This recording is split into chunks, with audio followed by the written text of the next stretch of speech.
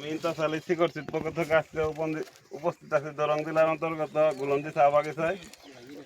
এখানে আমরা 1919 মাকই আঙ্গুরা শিকরচিত কোম্পানির একটা মাঠে আমরা আজকে এই গ্রামের সব চাষিকে ডাকছি এখানে দেখাবার জন্য।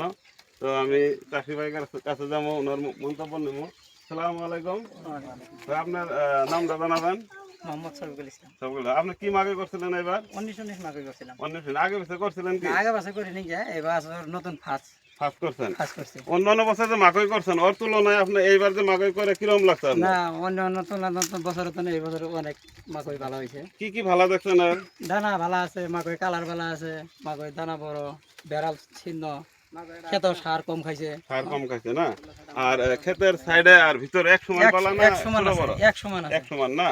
এই যে দেখতেছেন এই কলাটা যে আছে আপনার, এই কলাটা আপনার এর যেটা ভিতরে দেখছিলেন আপনার ভিতরে এই যে দিন বাস্তব দেখলাম দানাটা দেখেন স্যার, দানাটা এই দানাটা কি ডিমান্ড হবো নাকি ডিমান্ড হবে? এই দানা ডিমান্ড হবো? এই দানা মার্কেটে দানাই হবে না। আচ্ছা আচ্ছা, আপনারা কি দেখলেন দেখে? ভালো, এই দানা ডিমান্ড হবো না গো? তাহলে কি 19 মাকই করা যাবো না? তাহলে সবাই মনে রাখবেন কি আছে মাকইয়ের নাম?